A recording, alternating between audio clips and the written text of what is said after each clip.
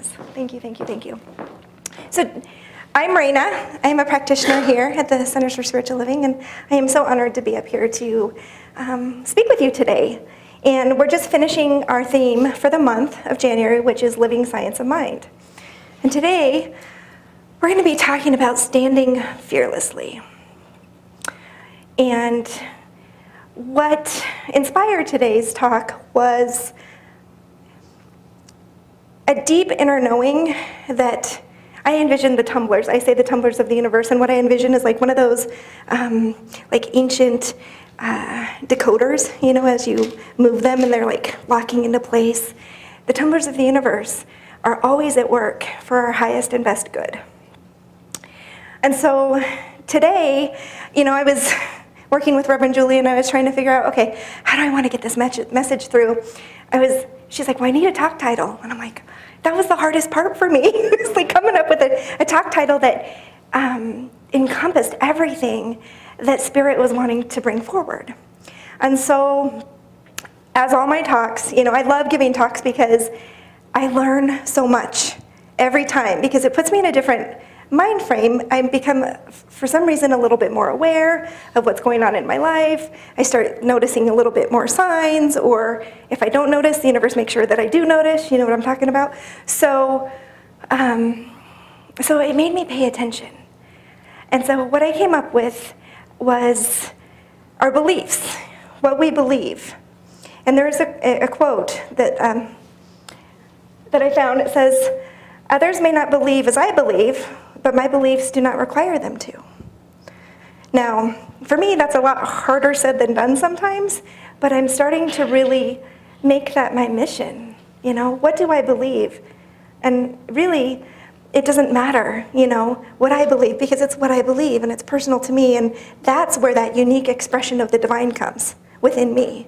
That's where your unique expression of the divine comes, from who you are and what you believe in your heart. There is a quote from Living the Science of Mind that says, "When we practice believing because thoughts are things, and when we say, I believe, and there's no doubt in me, we do two things. We affirm our belief, and by so doing, build a positive acceptance in mind, and at the same time, we reject our doubts by denying them." So when we speak affirmatively and we go into that place of I know and I declare and I affirm, that is also your unique expression.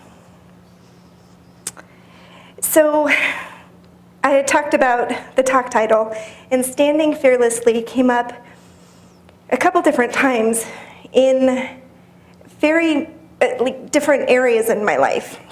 I'm going to focus on about 4 of them today that kind of all synergistically connected.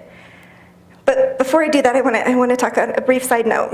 And this is what amazes me about Spirit, is how it works. So it never fails, for me at least, to make its presence known. And it's whether I'm aware of it or not.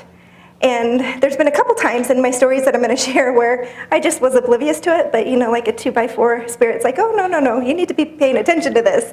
So we connect with our interpersonal magic. And that's what I like to call it. You know, you hear it as law, you hear it as Plato, you hear it as that creative stuff or the stuff itself. And I call it the magic. It's where the magic happens. So the thing that's so mind-blowing about this, though, is that we are the very creators of that magic. And I forget that sometimes.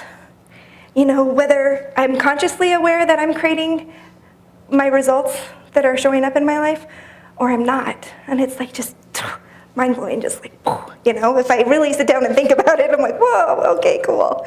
So pay attention, pay attention. So standing fearlessly, it's what my heart landed on, and those 2 words are kind of the universal nuggets that have been the common denominator.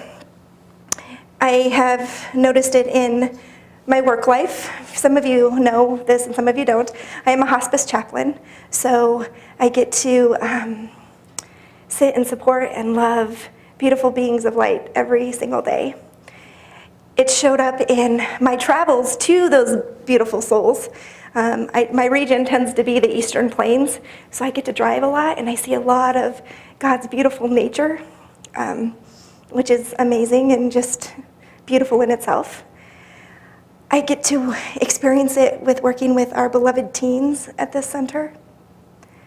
And then, of course, like any normal human, I have social media, and sometimes it pops up in my face and it's like, oh, you need to pay attention to this. So those are kind of the areas I want to talk about today. So first off, I want to tap into the beauty and the nature that God always shows me when I'm driving. I had been noticing, and I think I had mentioned this to Maureen maybe even last month, hawks. Hawks have been showing up like nobody's business for me. And I mean, it's natural to see birds flying, and that's great. But this is my experience. I'll see a hawk on a light pole. The next light pole, there'll be a hawk. The next light pole, there'll be a hawk. And I'm like, okay, I'm listening. Or I was at one of my patients' houses, and I was knocking on the door, and I kept hearing this rustling in the trees. And I'm like, I didn't know what it was. And all of a sudden, this hawk just swooped right down, literally like 10 feet from me. And I have God bumps right now. My head's tingling because it was just, I'm like, what are you telling me? What are you telling me? So I wanted to bring hawk energy in because it was perfect. That's where the fearless comes in. Hawks, one of their creative elements is being fearless, being spiritual, being intuitive, and listening. And so I found this beautiful picture of a hawk that just really spoke to my soul. And what the hawk helps us to know is that we are receiving messages all the time, and it's up to us how we interpret them. It's the realm that symbols also soaring above, way above, and being able to talk to spirit in those higher realms and being able to swoop down and bring it into this earthly plane. And it's like the bridge for spirit. Hawk has a fearless nature. He is strong medicine to carry and taps deep into reservoirs of our inner strength. This inner strength gives Hawk the ability to glide effortlessly on the slightest of currents, drifting and soaring and diving invisibly into the field of energy. Hawk is in total flow with its surroundings. Now, I don't know about you, but that's our principles. We are always in total flow with our surroundings. And that surrounding is God, source, universe, that loving light energy, that divine presence. There was a story, it's a mystical story, of the meaning of hawk, and it really spoke to me. The hawk was perched on the side of a high cliff. His mate was taking care of 2 newborn chicks. The mate signaled to the male hawk that it was feeding time, so he must go on the hunt to feed their chicks. So the male hawk looked down over the valley below. He saw many things, as well as a storm that had formed and created a beautiful rainbow. He looked at the rainbow and was mesmerized by it. He thought, I will go look at that rainbow closer. With his keen eyes, he looked closely at the rainbow. He flew towards it, thinking he would land on top of it for a closer look at the valley. To his amazement, he flew right through it. He thought, I can see it, but I can't touch it. What does this mean? He heard the voice in his heart saying, there are many things that you can see with your heart that you can't touch, but they still exist. He saw a rabbit and caught it to take food back to his hungry chicks. He told the story to his mate, who took the message to heart. She replied to him, we knew I would have chicks, but we couldn't see them for a while, and now they are here. We don't always understand the miracle of life, but yet life continues on its cycle. We don't always know why things happen, but we know that it happened for a reason. The male hawk responded by saying, I guess the same thing goes for that which we cannot explain, like what created the rainbow and what its purpose is. Then it occurred to the male hawk, there are many colors and worlds that we cannot see, but we know that they exist because our hearts tell us they do. The heart is a rainbow of color that we can only feel, so much that you trust your heart and it will guide you. When he began to trust his heart, he began to feel something he had never felt before. He felt that everything was so much bigger than ever, that everything was connected somehow. And he did not feel alone in the mountaintop. He felt like he could soar even higher. He saw another rainbow form in the clouds, and he reached for it, climbing higher and higher into the sky. Soon he had climbed so high that he had never been before and realized the purpose of the rainbow. For him, it was to see beyond what his eyes had already seen to the worlds beyond worlds. So this story reminds me of what Reverend Julie always talks to us about, that 10,000-foot view versus that 30,000-foot view and what that landscape looks like in your life. And I'm a proponent that with every opportunity that we get to learn, we have an opportunity to go higher. And that's what the hawk represents for me. And I hope next time you see a hawk, you tap into that story and remember that it's telling you to trust and to know that you are connected in all ways. And there are things that you feel, even though you don't see them, they are there. And it's God, it's spirit, it's divine. And it really comes down to choice. You know, the hawk could have chosen not to pay attention, but he did. And when he chose to, his world opened up and a greater awareness opened up. And he was able to tap into that spiral of knowledge and love. So that's my hawk story. I love the hawk. Now I want to tap into the area of my life where I get to meet with these amazing beings that are on their final chapter of life. And they have taught me so much. In fact, I call her my little. I had a pediatric patient, and she really is who inspired this talk for me today. And she also embodied that standing fearlessly. What I've come to realize is there is a connection between all these beautiful souls. You know, it's such a blessing to be able to witness and hear their life story of how it's unfolded for them and help them create their final chapter, so to speak. They get to choose how they want it to end. And what I've noticed in the common denominator in working with all of these beloved beings is they reflect on their life, and they share everything that they've gleaned from their life, and they talk about the importance of, wow, if I would have only chosen this, or if I had a really good life, but what if this, and they reflect back, and they always tell me, Reina, make sure that you're doing what you want to do. That is the only thing I can share with you. Do what you want to do. Say what you need to say. Make the choice that you need to make. Because, as Buddha says, the trouble is you think you have time. And it goes by so quick. So, my little, she couldn't really speak a lot, but she had a spirit that was stronger than any spirit I think I've ever encountered. And she knew what she wanted, and she went for what she wanted, and she didn't care what anybody thought. She was just going to show you and tell you how it was, and she was happy as could be. And I saw that little change so many lives, not just through her journey, but for what she stood for.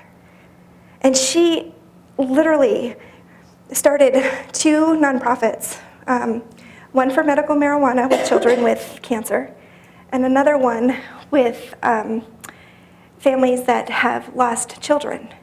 And those foundations are moving forward and growing and thriving, and she was an inspiration for that. And so even in death, she is changing lives. And it's amazing to witness and see, because she's still standing in her power. She might not physically be here, but her energy is still standing in that power. I have another little lady I want to tell you about. She's in her 80s, and she lives alone, and her son lives right down the street, and she has all these movie star pictures up, of movie stars that I don't really know because it's before my time, but but they're all black and white, and they're gorgeous. And she tells me, I just saw her on Friday, and she's like, oh, it's what makes me happy because I get to look at them and I get to love on them. And you know what? If I was younger, I should have gone to meet them and I should have introduced myself because I probably could have married one of them. And and I'm like, you probably could have if you had chosen to do that at that time. This is what I was thinking. And she just kept saying, I wish I would have listened to my heart. I wish I would have listened to my heart and followed it and gone out to California and met these amazing stars. And who knows, maybe, she's like, I was beautiful. I probably could have caught one of their eyes. So, another patient, it's the same thing. It's, why didn't I choose something that was going to make me happy? So I just encourage you to tap into that heart space yet again and trust. Life is too short. For me, I've shared my journey before where I decided to tap into my heart space. I went from a corporate job to becoming a chaplain. That was scary. That was a scary, scary move. But I wouldn't have traded it for the world because it truly makes my heart sing. And that's really what I want for all of you today, is just to find that passion, to find that thing or those things that make your heart happy and sing and say yes. All the universe wants you to do is say yes. So that leads me to our beloved teens. So I want to talk a little bit about them. I'm not going to go too much into it because we have Teen Speak Sunday coming up next month. So I'm going to let them share kind of what's been going on in their world. But as far as like winter camp. But I just wanted to share my heart with who they are and how they show up in this world. So we did go to winter camp, and there was 53 different teens from all over the Rocky Mountain region. And what is so powerful about these teens is this. I am powerful, I am beautiful, I am strong, and I am enough. All of our teens fully embody this at the core of who they are. And it is so exciting to see because by them choosing to stand in this, knowing in this power, they are changing the world. I see it every day. I see it in their actions, not only here at the center, but in their talents when they're on the football field, or whether they're on the stage, or whether they're dancing, or whether they're, putting all of their time and energy into their works that is going to drive them into their next greatest step. They demonstrate the science of mind principles all the time. I have a couple, all of them. They all manifest going to camp, which is amazing. They know that they're going to go. They put their feet on the ground. They take action towards it, and they make it happen because they believe it's going to happen, and it always does. We have a couple teens that had put goals out there that they achieved, and I'm going to let them share that story with you.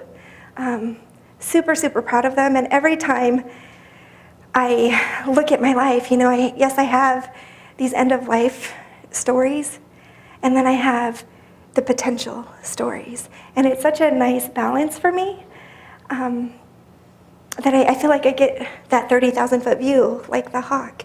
It keeps me grounded, yet keeps me striving. So I encourage you to find that balance as well. Find that balance in your belief, find that balance in who you are, find that balance in your heart. And like the hawk, you will stay in that flow because we are fully supported in every way, at all times, by the divine. And I just want to say, our teens are rock stars. So a little biased about that, but it's awesome. There was, social media, we get so many different posts, and I tend to not really use it a lot, but every now and then a post will come across my feed, and it's like a neon light, like a neon sign with arrows, like you really need to focus on this one. And there was a post from a young boy. His name is Ali Shirazi, and he was reciting some words from a spiritual teacher, Prem Ratwa. I think I said that right. And what he said made me stop and reflect on my daily actions and to really think about what I'm choosing to believe. And I was wanting to show the video, but sometimes it's kind of hard to show it here, so I just went ahead and copied what he said because I think it was so profound and so powerful. This is the young man, cute as a button, and he says this. In fact, I ask you to close your eyes and hear these words. My question to you today is, what do you practice every day? I ask you this because what you practice, you will be good at. So I ask you again, what do you practice? Do you practice joy in your life? Do you practice peace in your life? Do you practice happiness in your life? Or do you practice a lot of complaining? Because if you complain, you will get very good at it. You will get so good at it that you will find fault with everything, even when there's no fault that a layman cannot see. You, being an expert, will see it. What do you practice? Do you practice anger? Because if you practice anger, you will get very good at it. And you will get so good at it that the most trivial thing, will make you angry. Like sitting in an airplane watching the seats across from you somehow look better than the one you've been given. And it is so unfair of the airlines. What do you practice? Do you practice being worried? Because if you practice getting worried, you will get very good at it. You will get so good at it that everything will worry you, including the buffalo that you don't have. So I propose, if this is true, that it's a question of practice, then I propose you practice joy. So I ask you, what do you practice? Do you practice the power of choice? Do you practice the power of love? Do you practice the power of knowing you are enough? Because if that's what you practice, you will be very good at it. Very good at it. So standing fearlessly, powerful words, shows up in many different ways, for each of us differently. But here's what I know. When you tap into that heart space, and you tap into that quiet voice and you listen, not with your mind, but with your heart, you are always divinely guided. You are always on point. You are always on purpose.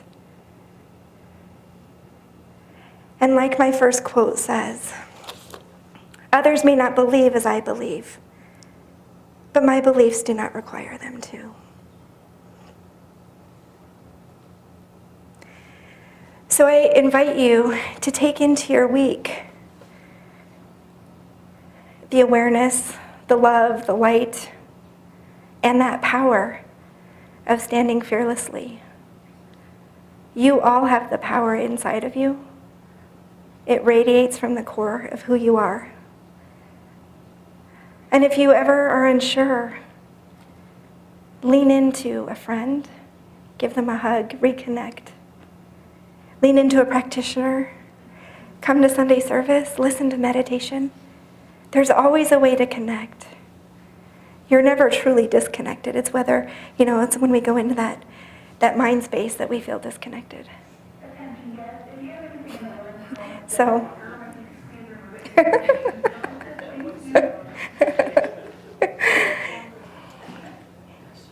so they're leading us to connect right now.